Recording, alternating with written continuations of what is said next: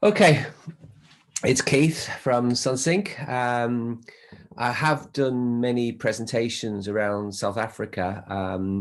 Unfortunately, due to the COVID and everything else.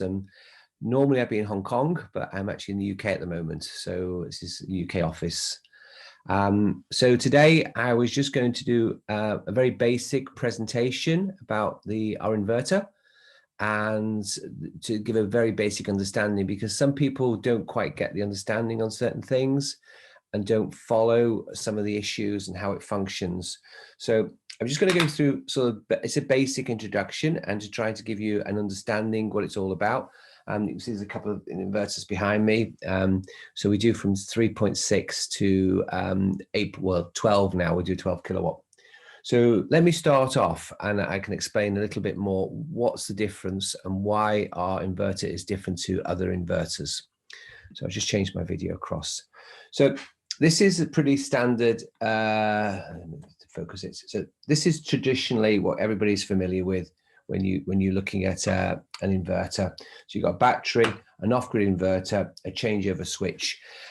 Many of the regulations still in South Africa, they still use changeover switches because they don't realize that the newer modern AC coupled inverters don't need changeover. But some of them have these sort of changeover where you're running off the AC and you flick over and you're running off an inverter. And this type of inverter is what's been around for a long, long time.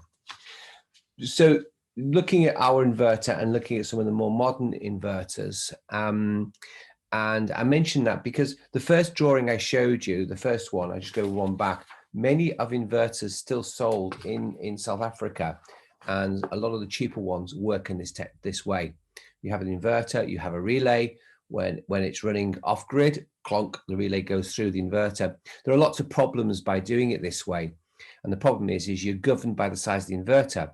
If your house needs 5 kilowatt, 10 kilowatt, you have to have a 10 kilowatt inverter. Whereas the way we do it, it doesn't quite matter. So this is the way that we do it. And this is basically known as AC coupled, where the inverter connects to the AC line, pretty much like a grid tied or a microinverter. But the difference is we add a CT coil. CT coil is very, very important. The CT coil is the heart of the inverter. Without the CT coil, the thing cannot function. And many people actually fit inverters and they don't fit CT coils. They don't really understand why it doesn't function very well. But the CT coil, and I'll explain more about why the CT coil is important. But basically, ours is a bidirectional inverter. That means the inverter itself can charge and discharge. It's one device. It doesn't have a separate charging circuit, and it doesn't. Let me admit somebody else joining us. Two more people joining us. It doesn't have a separate charging circuit. It has the same inverter. So basically, if I look at certain inverters, and I'll use, for example, a lot of the expert inverter, they will have a charger inside the inverter and they'll have an inverter. Ours is the same device. The whole inverter reverses. That means it can't charge the battery and discharge at the same time. It can only do one of the other thing. The MPPT, the maximum peak power transfer devices, which is a DC to DC converter, is separate. So it can charge from the solar and discharge through the inverter, but you can't charge off a generator at the same time as discharging the inverter. It will only do one other thing. And so when the inverter is running, and for example, if it's running off the AC and it switches over onto a UPS mode, an islanding mode, the whole inverter, the whole machine reverses. So the whole machine goes into a complete reverse, and you have a very slight delay because you've got to expect that the thing is functioning one direction, and suddenly the whole thing goes backwards. And that's how it functions. And it's very important to remember that. When you're looking at, and I just show you on here, when I these drawings. So this is the board off an 8 kilowatt, but they're all pretty much the same thing. And you have a grid connection, you have a generator connection, and your load connection. The grid is both an input and an output. It's the same connection. If you're working off grid and you're not using a battery, you're using it as an off grid inverter, you only connect to the grid connection. And this is both in and out. Some people think, oh, that's in and that's out. It's not. That's a UPS. That's an uninterruptible power supply output. Maybe we should word it differently, but it's a UPS. This is your input. And also it's an output. And what often we need to always consider, and I'll come on to this, your connection on the grid side is your essential loads, sorry, non-essential loads, and the load side is your essential loads. So if you have a power failure, power outage, load shedding, whatever, then the load side will continue to operate, but the grid side, you will lose it. But you also have to consider power balancing, because what you don't want to do is have any big, heavy air conditioners and stuff connected here, because you get a huge inrush current. And often when you switch an air conditioner off and you switch it back on again, there is a massive inrush current. And that inrush current can cause an overload. It's not a fault on the product. It's just purely because of an old air conditioner. So always remember that. So maybe if you've got big old, connect them on the grid. It will still run from the solar. When the sun is shining and you've got grid there, it will run like a normal on-grid system. No problem. If you lose your power and you have load shedding, then your load side will continue to operate. So your lighting circuit, maybe security lighting, maybe some sockets, maybe some fans or whatever, but you don't want to connect too much. You want to keep it, because that's going to soak up your batteries, and you just need to balance it. So always consider the two sides of it. So I'll come back to that in a second. One of the things I was trying to emphasize before is the inverter, which is the bidirectional inverter. So here is your grid connection here, and this is your non-essential load connected here. And basically the CT coil, because a lot of people forget about the CT coil and they think, oh, it's not important. It is the most important part of the inverter. It's a current, CT stands for current transformer. And basically this is the thing that controls it. If you don't have a CT coil, then it will just go back and it will export to the grid, and it'll have uncontrollable export. You can't control it. So the CT coil, and also remember the direction of the CT coil. And the CT coil, and I'm going on a little bit about it because I always have issues. This is the CT coil. It mounts here so on the main fuse coming in, it must be on the main fuse. Ensure the direction is an arrow on the CT coil, and the arrow faces towards the inverter. And you just see a small arrow, and that goes towards the inverter. This is so important, and I keep going on about it. So maybe I may come back to it again. So going forward, just literally mounting the inverter. That's my thing. My thing is not the test. Sorry. Yeah, the fourth. We got to do that. Well, end of this month. End of the month. Okay, sorry. I'll carry on. The mounting of the inverter is important because there's ventilations at the side of the inverter. So if you're going into parallel, try to keep them apart, especially if you're in a hot environment. So it's quite important to keep the distance on the inverter. We always recommend a meter, but that's quite important. So go forward. You've mounted your inverter, you've connected everything up, and this is what makes our system unique. We have a really nice, I think we have one of the best operating systems. We've looked at changing it, and I'm open for suggestions, but I don't really want to change it too much. And we try to keep this very simple. And one of the things, when we first started to develop the inverters, our first trials were on boats. The problem with boats is there's no, and these were boats, these were liveaboard boats, these were big boats, so 3,000, 4,000, 5,000 square meters, huge boats. And there's no power. They've got no power, and the only power they've got is either a generator, which they have to run, or they've got the solar panels on the thing. But there's no AC. They're in the middle of the harbour, and they can't run a cable and plug it in.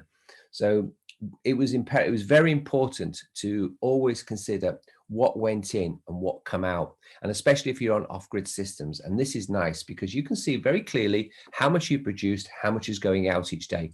And if you've got more coming out than going in, you're going to get a problem.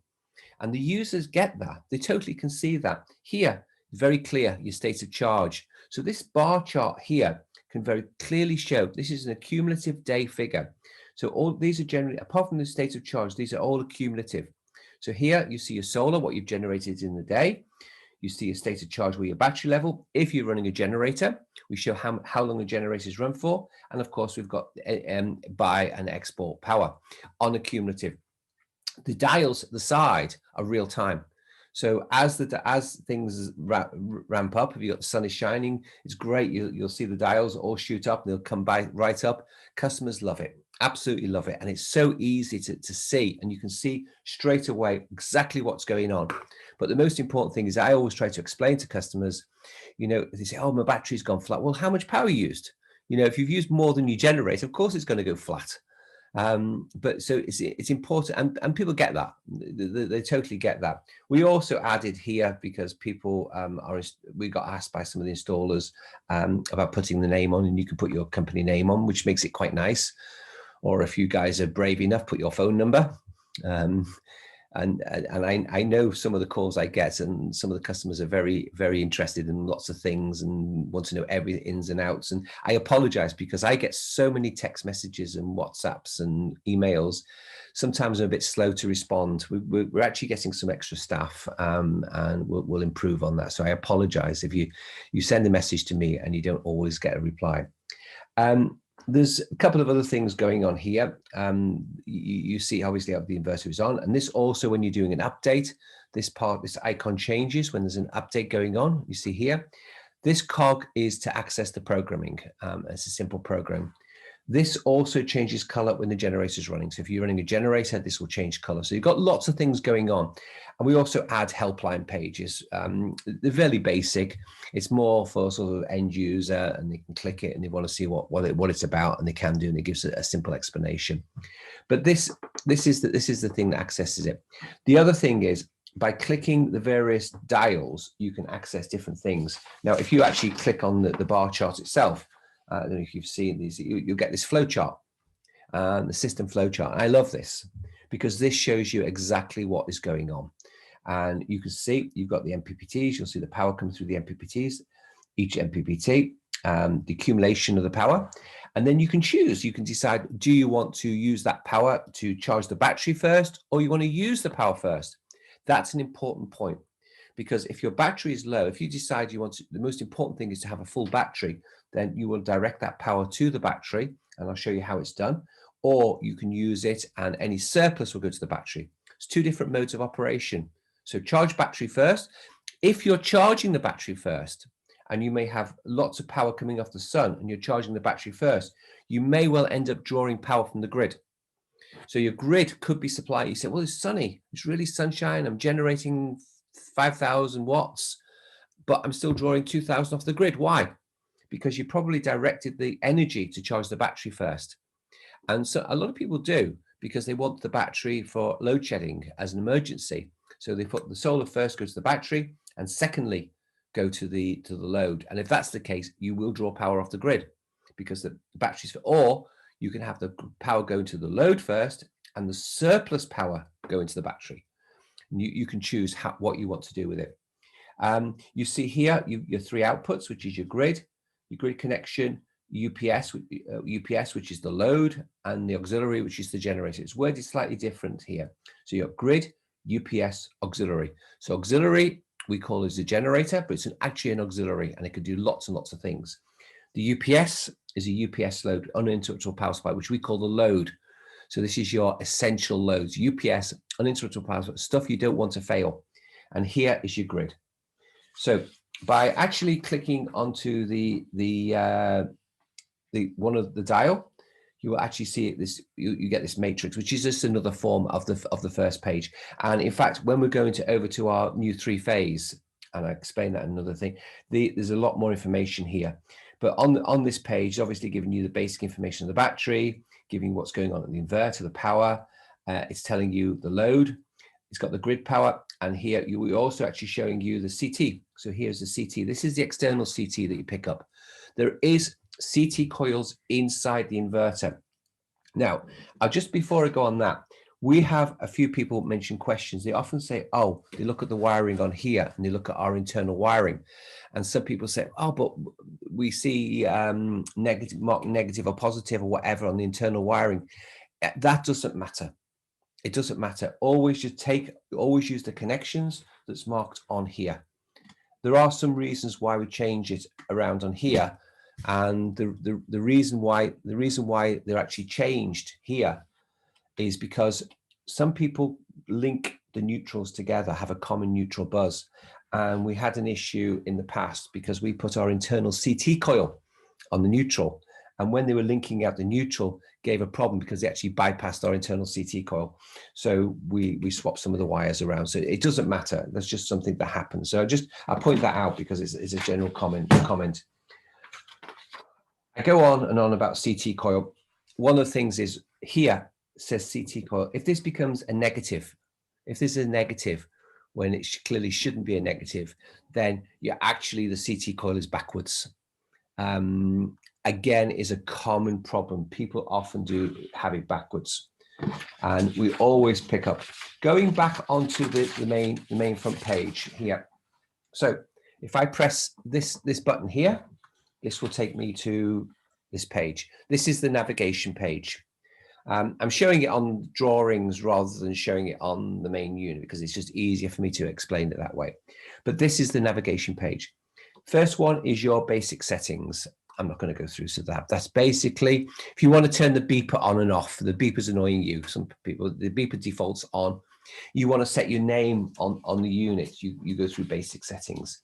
So it's a fairly straightforward thing on the basic settings. Battery, I'll come to the battery in a minute because the battery is very important on the battery settings. Grid. You'll see lots of complicated things on the grid settings. Most of it ignore.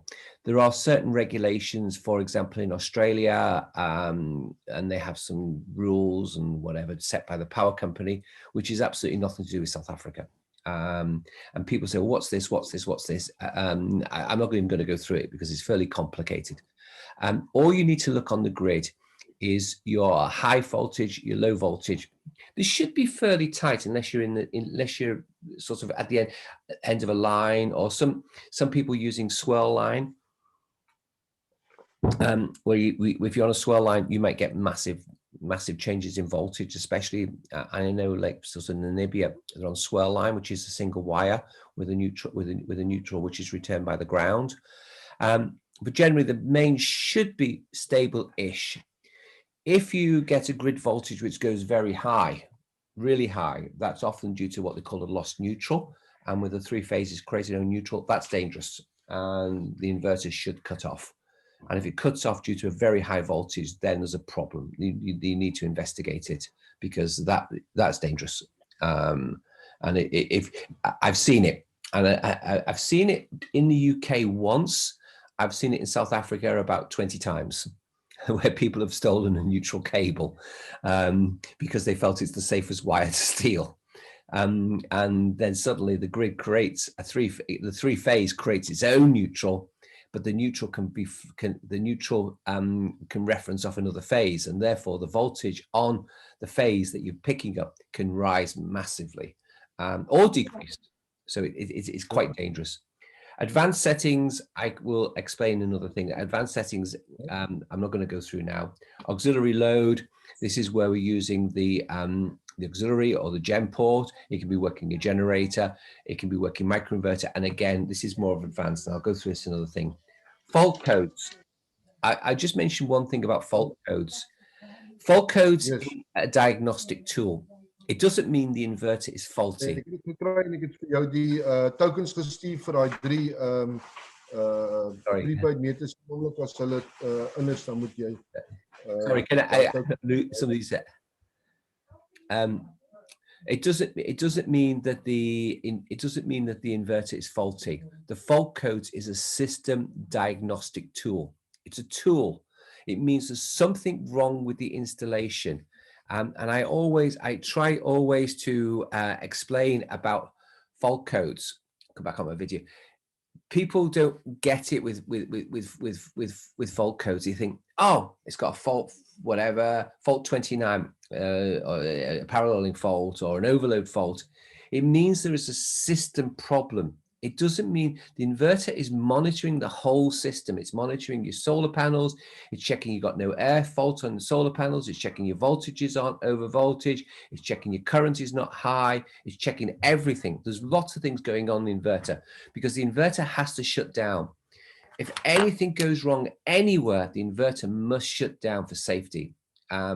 It's pretty much like an RCD, a residual current device. If you have a slightest fault, the residual current device will shut down. The inverter is the same thing. It's monitoring the system, and the fault codes are a diagnostic tool telling you why it was shut down. And the reason is nearly always, 99% of the time, it is to do with an external event. Often it could be a solar panel earth problem, the live going to the earth. It could be it could be a voltage over voltage, under voltage. Under voltage is often very common. Frequency of the AC tends to, it can be that tends to happen when you actually using generators, because generators can often cause that. So let me sort of carry on the sort of this other side. So this is the part that people confuse, the controller. This is so if I access from here, is system mode. It's from here, and on here you'll see this is what always confuses people. Now I'll explain a little bit. We're going to make a change to this. So there is a new version of the software. I think it's 416, which will be released very soon, and there is a very slight change to it. So at the moment, which will be better. At the moment, this is the thing that controls the system, what's going on. Okay, so I'll leave this part of it for now. And this is often confuses people. Here, click it if you're going to use the timer. If you're not going to use this timer, this is a timer, this is a real timer. Here is your priority to load. This tells you what you want to do with the solar. If you click here, it will put the solar to the load first and charge the battery secondary. If you don't click it, it will do the other way around. So if you unclick it, the power will go to the battery. So you might have a bright sunshine day and your client will ring up and say, oh, but I've got bright sun and I'm using mains. Why? My meter's going round. Because of this. You have to choose what you want to do with the power. Now, we've just changed some of the wording on here because it causes a little bit of confusion where we say zero export solar. Okay, so basically this now, tick this if you want to use this feature. So this is zero export. So if you click here means you can then choose, do you want to you can export solar or you can limit to load. So basically this is two different things going on here. And you would use this. So this, you click this on one of these. You can't click both of these. It's one or the other. You choose. And I can explain a little bit more about when I come a bit more to that in a second. Zero export power. This actually is for prepaid meters, and it's specifically designed for South Africa. So often on a prepaid meter, an electric meter, you've got the power coming into the meter. The problem with the prepaid meter is if you try to go back export power through a prepaid meter, it will lock out, it will shut down, it will trip. And that's what it's supposed to do, because you can't export off a prepaid meter, because maybe people try to make them go backwards, I don't know, but you can't export. So what we have to do is allow a small amount of power, because when you've got a single wire, there will be a voltage level on the wire and the prepaid meter may see a power. And because of the speed or whatever, there's a very slight chance of it, a small amount of current passing in reverse. So to prevent that, we allow the power to pass one way. So typically on this setting, we would typically on this setting, on the zero export, we may put 20 watts. So typically it would be 20 watts. If you're on and I'll show you on here, if you're on a, and I put 100, some meters are very sensitive. So we put 100 watts here. They're very sensitive, but that means that you want to keep that as low as possible. 100 watts is a bit high, maybe 50 watts, depending on the meter. So depending on how you set this, but this is quite important. But this is for prepaid meters only. And this allows a certain amount of power to flow So this is wasted electricity. In other words, people don't like it, so they want to keep this to a minimum. My coffee.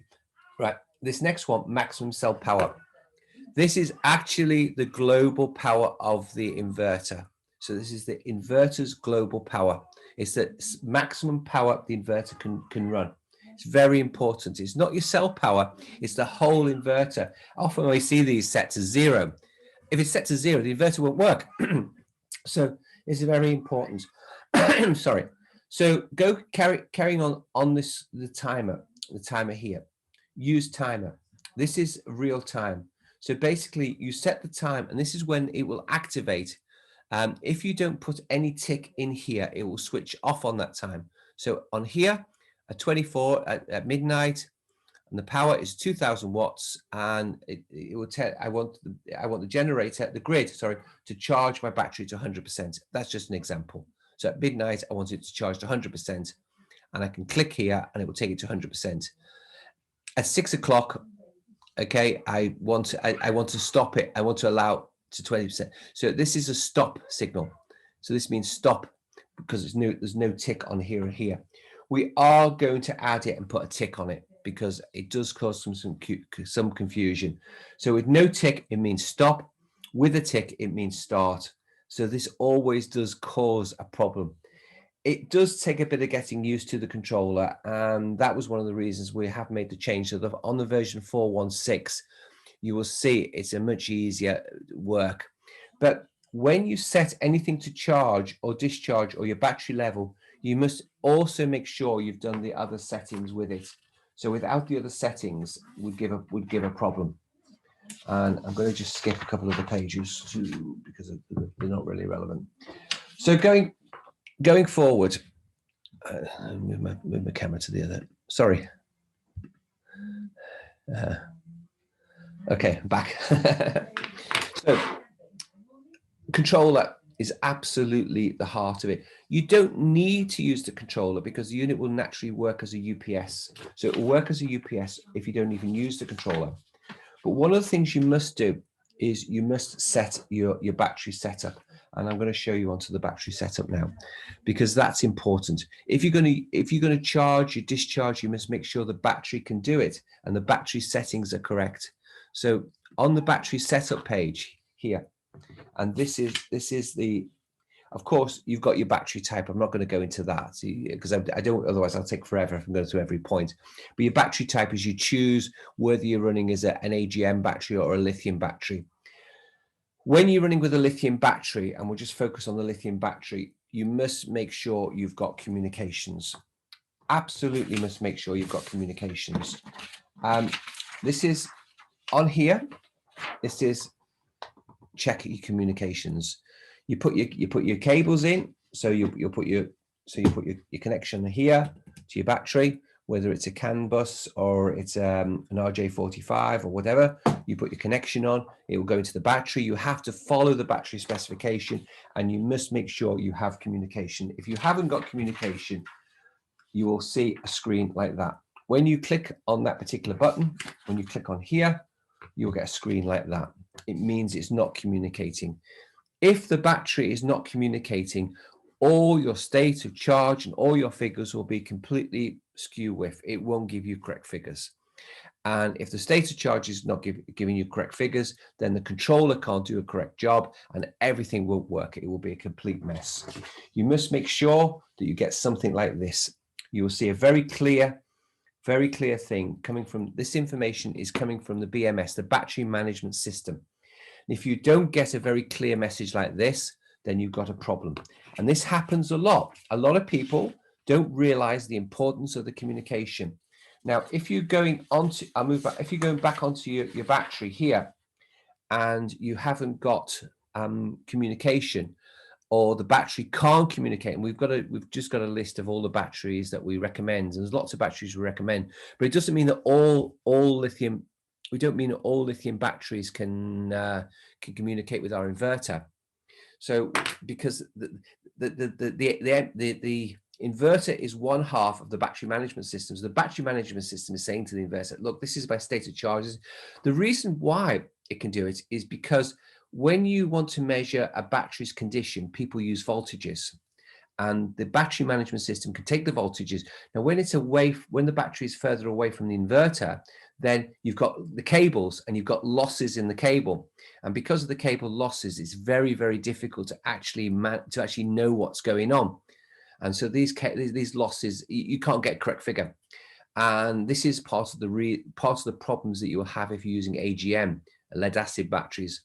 Now, I know most people are tended to go to lithium batteries because longevity and lots of benefits. There are people still using AGM.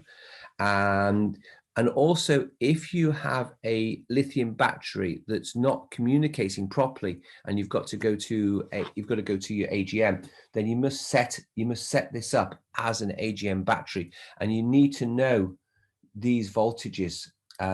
You wouldn't, if it's a lithium battery, you wouldn't use the equalization. The equalization is for lead acid only. If you use equalization, it takes a higher voltage onto the battery. If it is a lithium battery and you use the equalization, you will damage it.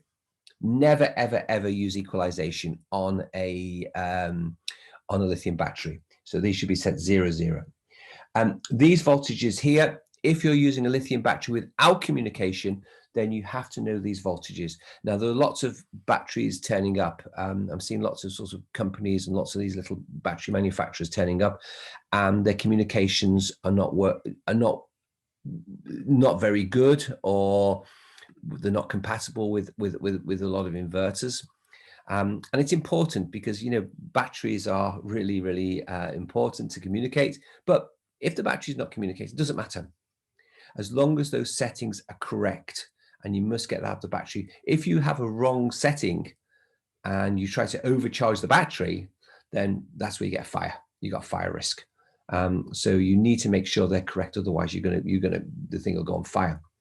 So this is a very important aspect. The other thing, what I was showing on here, is the battery, and I'll go back onto it here because this is important. This also denotes you're setting your battery charge, and you also have your battery discharge. So on here, I'm showing my charge. On another page, it will show the discharge on the type of battery. Charge and discharge of your battery is very, very important. The maximum charge and the maximum discharge. I should have had another slide actually showing on the battery type, but I haven't. I'm sorry, I didn't prepare it today. So the battery discharge is what they call the C rating of a battery.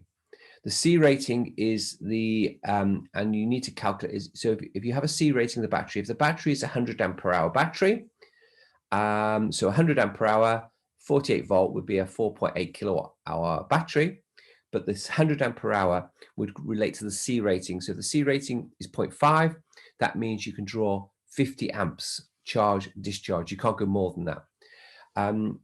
Generally, most of the lithium batteries are 0.5. There are a few on the market claiming they're 1. Just be cautious, but there are a few which are 1. Some of them even bigger. But when you go bigger, your cable thicknesses have to go up, and that BMS has got to be handle it. And if people say we've got a C rating of 1, double check it. Don't just risk it, because otherwise you'll vaporize the battery. So that's important. So that's your charge and discharge. So if you've got a 50 amp discharge on a battery, that means you can only draw 50 amps off that battery. And if you've got 50 amp, 48 watt, you're only going to be able to draw 2.4 kilowatt. So if you've got an 8 kilowatt inverter and the battery set at 50, if you try to draw more than 2.4 kilowatt, it will shut down. It will overcurrent fault, because the battery setting is limiting it. So if you up the battery, you'll damage the battery. So it's very important. If you're using the AGM battery, the C rating of AGM is much lower. They claim some stupid C ratings, but really, from my experience, 0.1, 0.15, you need to keep it very low. So if you're using the AGM batteries, you have huge banks of it, so it doesn't matter so much, but they are very low. So you can't just get 200 ampere hour AGMs, because you're going to be able to charge and discharge it very little. So you've got to you'll just damage it. The battery won't last very long. So you've got to really watch. The C rating is important, but typically work on 0.5. So that's the maximum charge and discharge. So when you're matching your inverter, so think about the battery. If you're going to match your inverter, somebody wants an 8 kilowatt system, and you're going to use 0.5, you're going to think, well done, I need 3 batteries or 4 batteries, because 1 battery or 2 batteries ain't going to give me enough. 2 batteries are going to give me 5 kilowatt. I'm going to try and draw 8.8 kilowatt off 2 batteries. You're not. You'll damage it, and the thing will shut down. The BMS of the battery will shut it down, and you're going to get an overcurrent fault. And then you're going to contact our customer service. Oh, the inverter's faulty. It's got an overcurrent fault. It hasn't. It's just doing its job. The battery say, the BMS of the battery saying to the inverter, whoa, you're taking too much power from me. Shut down. The inverter will show a fault. And if you're in parallel, you might get an F29. The parallel system will drop down. Because the first thing is, if you get a fault, the first thing that will always happen is the paralleling system will drop down. So the paralleling will shut down and the inverter will shut down. That's the order what happens. So you'll see an F20, you'll have a communication fault shown because the paralleling shut down. And then you will get a fault, an overload fault. And just check your C rating of your battery and make sure. And if your battery is not communicating, then you can get all sorts of things. I often say, if you haven't got a battery that's going to communicate correctly, use voltages. Don't use percentages, because SOC, state of charge, is extremely difficult to calculate off a voltage. And the problem is when you load the circuit, the voltage drops. When it's offload, the voltage comes up. So how can you measure it? The BMS of a battery is a bit smarter. So when it's discharging, it knows it's discharging, and it will recalculate its SOC. When it's charging, it knows it's charging, and it will recalculate it, and it will send that information. And that's what makes a very good BMS, battery management system. It can do these calculations. When it's discharging mode, when it's charging mode, it can calculate it. It can do these fairly complicated calculations, and it can give you accurate information. If you can't do those calculations, or there is an issue with the calculations, because you've got no communication, then I will always say use voltage. And then you know when, if you're on a discharge, we often, in our manual, we show on an AGM battery the charge voltage and the discharge voltage, and the difference. You've got a differential, because you have to have a potential difference. To charge a battery, you need more than the battery voltage. To discharge, it will go under it. So there's always a potential difference. We can show, and people, you say, look, if you want the thing to do if you want to do something at a certain point, then when the voltage reaches this voltage, it can do it. And that makes a little bit more sense. And also, when you're using voltages on the front screen, the bar chart will change from state of charge. It will become a voltage measurement, and everything, all the settings become voltages. And you have to educate your customer a little bit. Use voltages if you've got no communication. Don't try and using SOC, state of charge, if you've got no communication. If you've got good communication and the BMS is working well, and I showed you on the page, click on that, check it. First thing you must do when you install the system, check your communication is working on the battery. If that's working, you're good. You're really good. If that's not working, you're in trouble. So it's important to do the basics. When you install, check your communication, check your battery currents before you do anything. And at least you're safe. Now, I'm going to go to one other thing is relating to which always causes a problem. Solar panels. Right. On our inverter, we have two, generally some of those one, but most of them have two MPPTs. MPPT, I try to explain this and explain it.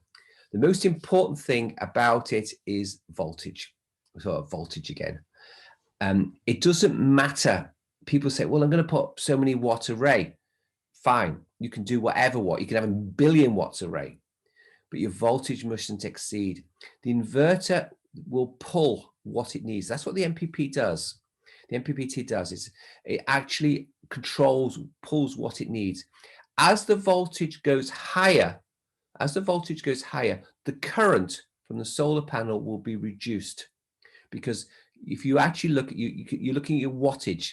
So obviously your voltage multiplied by your current is your wattage. If you've got an MPPT in the unit, which is a 5 kilowatt MPPT, so your voltage times your current will be your wattage. You're not going to create more wattage. You're not going to make the MPPT bigger by increasing the voltage and say, oh, my current's not increasing. It won't. It'll drop. So as the voltage increases, the current will drop. It has to, because otherwise the DC to DC converter in the device will overheat. It can't do it. It control the wattage. Voltage is king. We always say 450 volts. The truth is the MPPT can withstand about 520 volts. Above that, it will shut down to protect itself. If you go close to that, you don't really want to go close because it's dangerous and it can cause damage. And in any case, 500 volt or 450 volts is a lot of power. We're in DC land, and as you guys know, DC land is not AC thing. And if you get an arc and you create a sort of plasma arc, and a plasma arc can jump sort of that gap, you can create a plasma arc that gap of about 450 volts.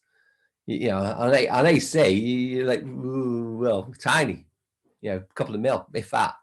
But 450 volts, DC land, you create that. And that's why it's so important that you've got very good quality combiners, very good quality connectors. And one of the things the inverter will do, it checks that any bad connection, if you've got a bad connection on your solar panel, it will shut that inverter down. Safety. Because if you've got a bad connection and you get an arc creating, you get a plasma arc, then it will burn. It will go on fire. It's a massive fire risk. So the inverter is protecting everything. It's very, very important that it's protecting everything.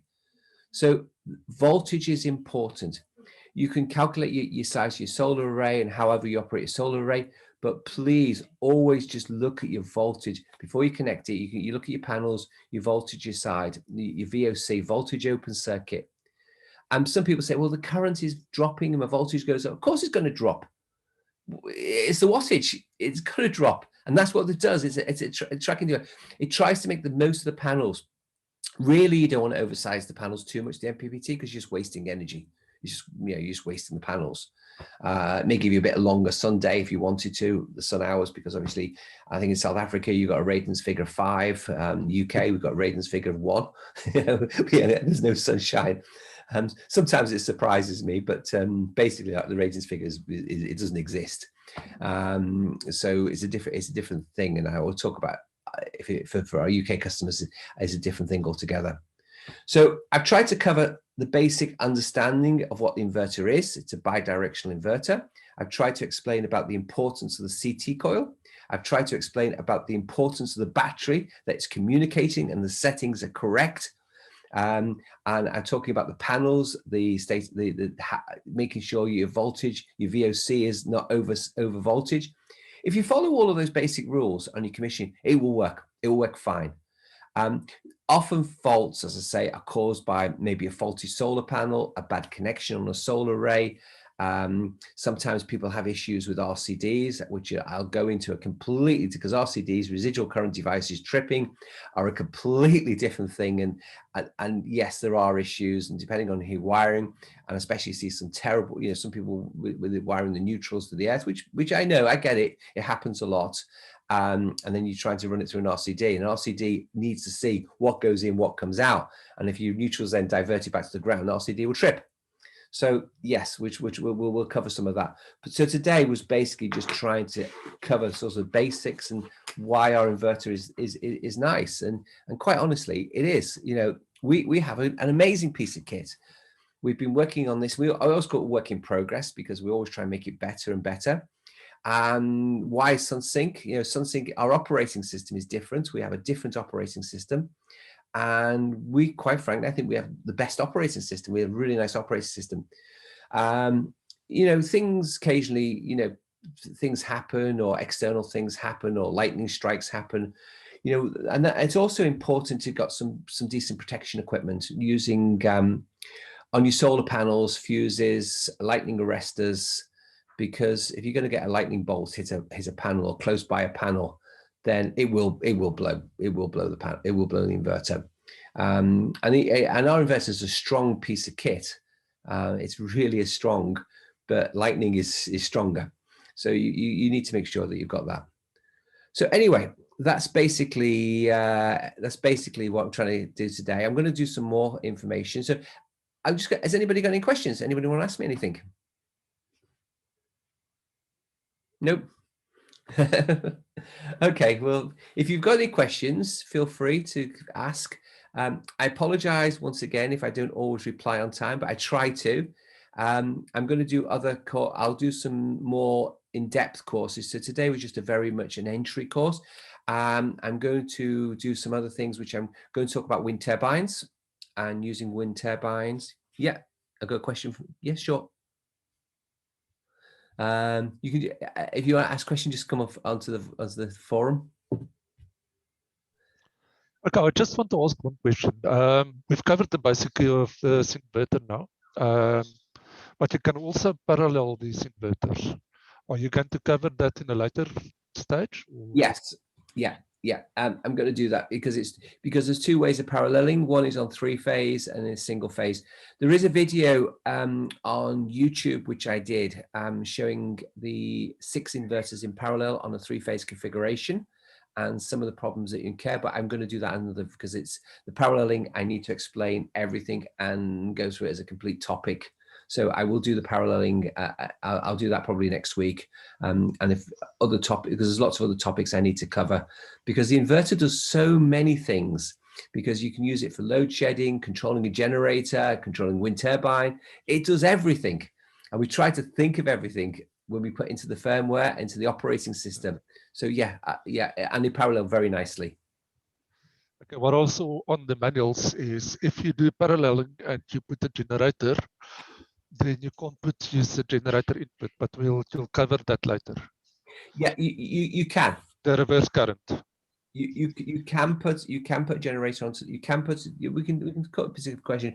You can put a generator on the gen input.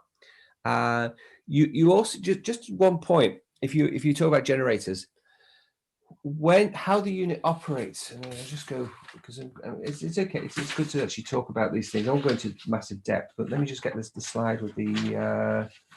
I can show you something. Right. So this is on the. I've just changed the thing. So right. So here, this is the generator input, and so basically what you see is they are basically there's relays here, but they're all connected together. And it will synchronize. So you can on the parallel. We did have an issue and where we couldn't parallel generators, but we've since resolved that. So if you go into parallel, you can parallel the gen port. So you can parallel all the gen port. You can parallel the grid port. One thing to be in mind, it will perform differently if you connect to the gen port as opposed to the grid port, as the grid. If you connect a generator to the grid, when the generator starts, the generator has to do one of two things. It has to charge the battery and supply the load. So if your generator is, if your load is an 8 kilowatt load, and you're going to have a 6 kVA generator, it's going to connect and the generator will go and die. It can't do it. And the inverter will shut down because the frequency will shut down and it will close down. You have to be able to supply the load. There are ways around it, which I can explain using multiple inverters.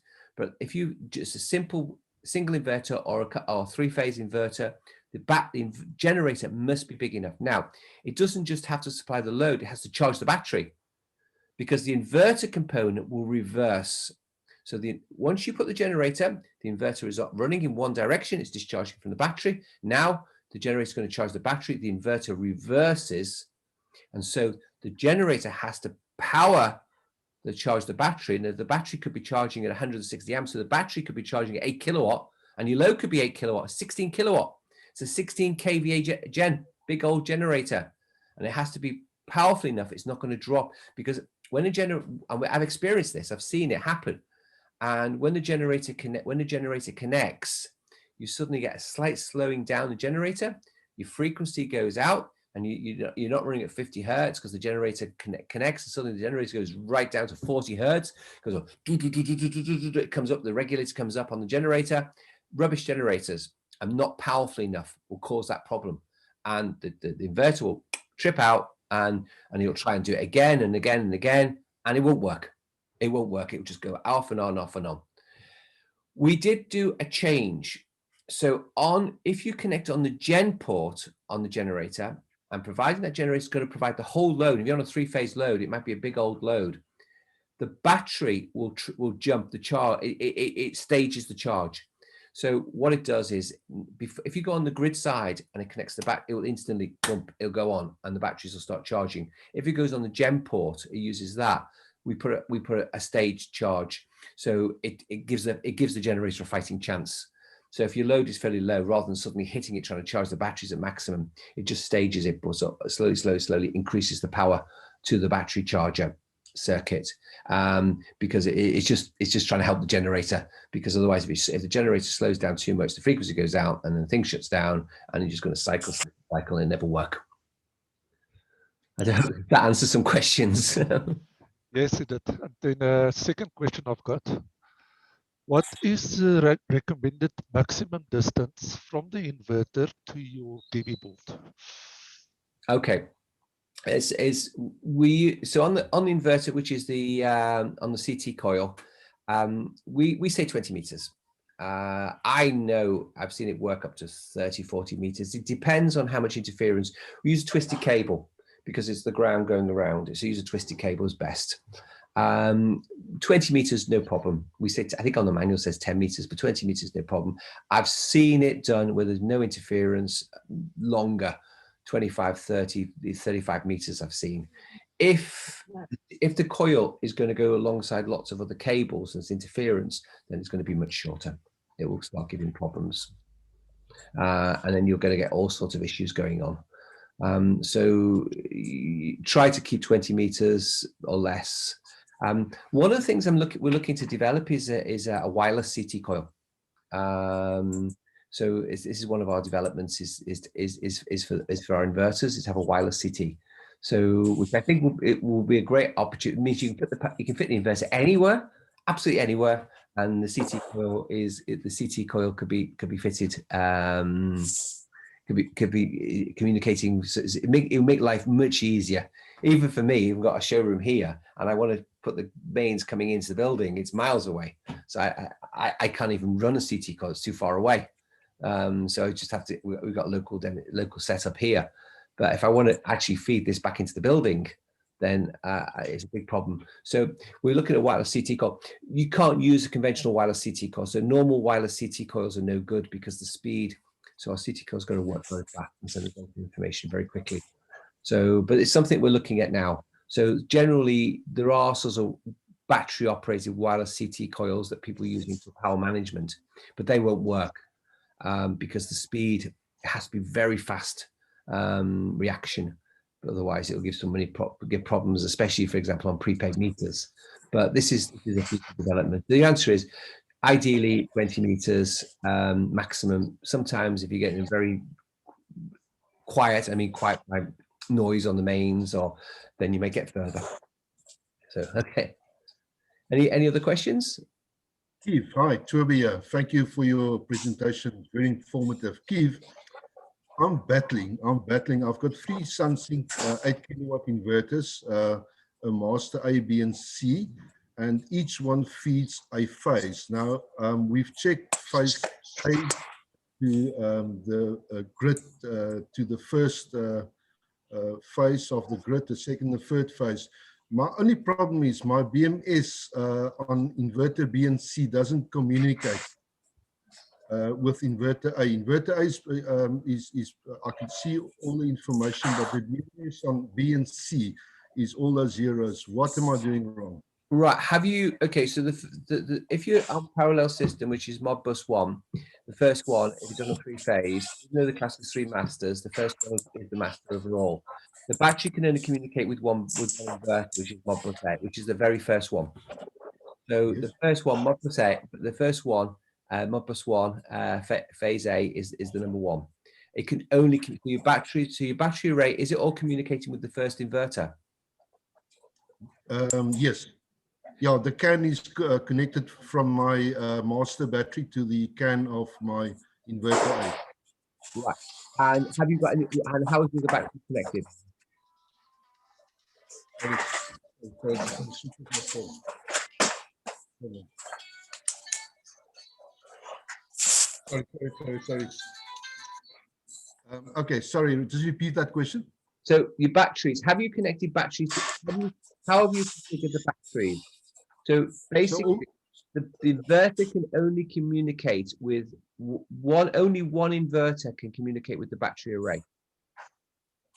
Okay, so the batteries on the master battery, it's communicating via the CAN to the inverter A. The other two batteries are all connected in parallel. To the same inverter. I've got 6 batteries, they're all connected to each other. Yeah, okay. And you've only used one CAN. Correct. Right, okay. So if so basically, so the master inverter should, the other one should mimic. So you don't have any, there should be no communication cable off the other inverters to the batteries. But how is the other B and C inverters going to read? They read from the master. They read from the parallel cable. You don't need a cable. You don't have any communication cable on the other two inverters. They will all follow connection. So when you do the paralleling, they will update themselves. They will all update. So if there's an issue, reset them all. Don't have any cable. You must not have cables on the other two inverters to the batteries. Only the master inverter is the one that communicates. The others don't have battery communication cable. Okay, then the other question is, do they need to be set up in parallel? If you've got one inverter set phase. Yes, you've got batteries, absolutely. And the batteries must be common. So you must have a common bus for the batteries. So the 3 inverters must be on a common bus, and they must be in parallel. If you haven't got if there's a problem with the communication, you'll get a parallel fault because it will shut down. So there must be. There's actually, if you go on the YouTube, there's a video where I'm showing it. But there's lots of things going on there. So first of all, you've got to make sure that you've got your first set. Your batteries are communicating to the master, which is all good. Then you've got to make sure that your phase rotation. So I was going to go through. I'll go through this in another video, but there's a video going on about which your phase rotation is correct. So it's going to go from master next, master next in that rotation. If the phase rotation is out of order, then you're going to get a fault, and it's going to drop as a communication fault. So you must make sure your batteries are only communicating on the master only. Your parallel cables are connected correctly. You've got the correct phase rotation. Have a look at the video. There's about a 15-minute video on YouTube which I did, and showing you how to set it up, and I go into quite a detail. So it's quite a good one to look at. So just the last question: the phase rotation on the inverters compared to the grid's phase rotation, is that the same? Has to be the same, correct? Because we double check the power from the inverter to the first call it the red phase, B to this yellow phase, and C to the blue phase, and all those powers is connected 100% correctly. Right. So you sound like you need to look at your battery. So it sounds like you've got a battery thing. You've got your battery set up wrong, because your communication shouldn't be. You should have no battery communication cables for the other two inverters. You only use one. There is no battery communication, nothing whatsoever. But so I haven't put the paralleling on. Is it the paralleling causing? Oh God! If you don't, you've got to have it paralleling. Otherwise, you're going to get all sorts of weird things. It won't be 3-phase. You'll have voltages. If you try to put a 3-phase configuration without the paralleling, then you're going to get massive. You're not going to get phase rotation. You're on grid. You're going to have huge problems. Okay. You're going to blow it up. I'm not the electrician, but nevertheless, we'll sort it out. Thank you so much for your. Yeah, no, oh God's sake, no, you got to put parallel. This is 3-phase. This is 3-phase, 380, 440 volts, depending on where you are. Is dangerous stuff. Absolutely, they've got to have. So no, they've got to have paralleling. It's got to be done correctly. There is a commissioning process, and the video I tried to explain a little bit. You know, I'm an electrical engineer by trade, and I started off in life wiring these stuff in the factories and in 3-phase. That's what I started life doing. So yeah, you know, I've seen co-workers being caught fingers across the 3-phase supply and end up in hospital. It's much worse than 240 or 220 volt. It lands you in hospital. Right. So you're really careful, and the DC stuff off the solar panels, that'll throw you off a roof. Okay. Anything else? No. Okay, we're going to end now. So it's just an hour training. So I hope it's been useful. I'll put the video on the site. And thank you for everybody for joining us. So I'll put the video up if anyone wants to relook what we've done, the whole thing. So thank you very much. Thank you.